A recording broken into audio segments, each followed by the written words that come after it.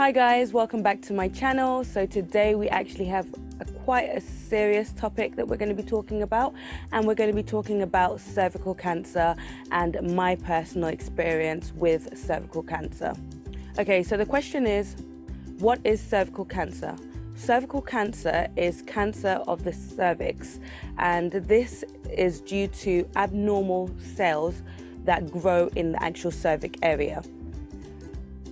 People that have cervical cancer don't tend to know because there are no symptoms.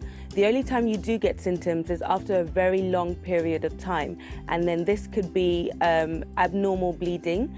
It can also be pain in the pelvic area, and it can also be discomfort during sexual activities. The cause of cervical cancer is the HPV virus. And the HPV virus is a virus that any woman that is sexually active is at risk of having. So every single woman that has had sex or is sexually active has at some point actually had HPV. However, if it's a mild version, it can sometimes over a year or two disappear by itself. However, there are times and moments when it actually doesn't, and then the abnormal cells start to grow in your cervix area, which then eventually can then develop into cervical cancer, which is why, again, going for regular screening and pap smears is very, very crucial and important, of course, because there are no symptoms, so you will be unaware of this disease.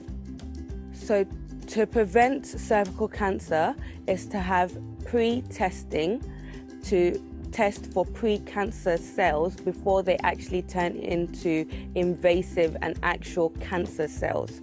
So that's the importance of having the pap smear. So you can test yourself through a pap smear and also through the HPV test. So getting a test done for that virus. This can be done in numerous places, like your local GP if you're in the UK, and also in a place called MeCure. They have one in Lekki, and I also know that they have one in Ibadan. I will leave links and descriptions in the comment section, so do check that out if you want to know where you can actually get this done. So just moving on into like my personal experience with this scenario and why it's actually so dear to my heart. Early this year, I actually went for a random pap smear test. And when I say random, it was random because I went to the GP to go and to get a checkup on, just to basically check to see if everything was okay with me, because obviously, as you know, I'm married and I'm trying to get pregnant. So I then decided to go for when I was at the GP, they then said to me, well, have you done a pap smear? And I'm like, no. And they're like, well, you're supposed to have had one. You're supposed to have at least had two by now. You know, since you were 25, you were supposed to have, gone for these tests. And I'm like, I've never actually had one before, unfortunately. So they actually they actually did a test, and, they assured me that it was going to come back okay, that there shouldn't be any problems, that, people, what's the likelihood of it coming back with abnormal cells. So about a week later, I went back for my results, and lo and behold, I actually had the abnormal cells that then lead to cancer. And there's actually 3 stages. They call it CIN 1, 2, and 3, as in CIN with a C, CIN. And I was already at stage 2. So stage 1, if you've got stage 1, it tends to leave and go by itself. So it's, the HPV virus tends to be in your system, but it's quite mild, and within a year or two, it tends to clear up all by itself. However, I had already gone past that stage and gone to stage 2, where I was more at risk of having cancer had I left it. So it was literally just the grace of God that I actually went for this test and actually got back my result. So being at stage 2, as you can imagine, I was scared. I was like, oh my gosh, I have cancer. What is the meaning of all of this? I was worried for my life. And they did assure me that no, it doesn't mean that I actually have cancer. It just means that I am more prone to having cervical cancer in in the future, and no one can actually say how fast it's going to progress. You know, had I left it. So we thank God I went for my test. It came back with stage 2. Bearing in mind there's 3 stages, I was already at a advanced stage. So I had to then get a surgery. The surgery is a very minor operation. It doesn't take more than 15 minutes. It's not painful. They literally give you sort of like a numbing. I don't know what it is. It's like did they give me an injection?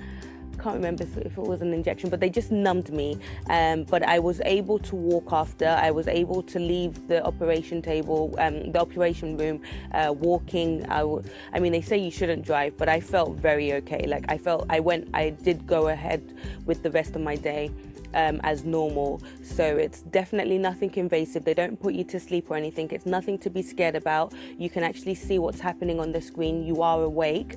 And basically what they do is they, you know, you have your little cervix. Your cervix is literally this big. It's so tiny. And and obviously what happens is you have like little bumps, which is the abnormal cells. And they basically just scrape that off.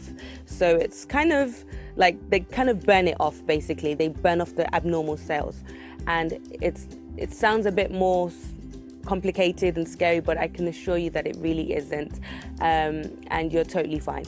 And then they advised me to come back 6 months later to actually get another test, just to see if the cells have completely gone or to see if they've come back. And when I went back, everything is fine, so we thank God. But yes, if you go for your test and it comes back negative and they do the operation for you, you are advised to then have more regular screenings, so every 6 months or every year rather than every 2 years if your test came back negative. So yeah, that's pretty much my story. It's nothing to be scared about. It's just one of those things where if you leave it and never get a test and you end up with cervical cancer, you are basically dying of a cancer that can be 100% preventable. It is 100% preventable by regular screening that doesn't cost anything, doesn't cost too much of your time, and it's literally just a lack of knowledge and lack of laziness that people don't go for these tests and then end up in later life with cervical cancer. And usually by the time, because there's no symptoms, by the time you actually know that you have this disease or whatever, it's usually at the stage where it can kill you. If you are in the UK, you guys would have heard of the Jade Goody story and how she ended up. And on Saturday, the 16th of September, there will be an event in Ikoyi, and the links and all the description and everything that you need to know will be in the description bar below. There will be an event where free screening will take place for anybody that comes along. I'm going to be there. It's going to be a really nice and fun event. There's going to be a few people just giving us a few exercise tips, and we're going to just all exercise and hang out and have a lot of fun and just, you know, just raise awareness for women like yourselves, like me, to go for regular screening tests. And gentlemen, if you are actually watching this video, don't be shy to tell your girlfriends, your wife, your sisters, your mothers to come along and get a free test as well. And you guys come along and support your partners. That would be lovely and fantastic. So yeah, I look forward to seeing you on that day.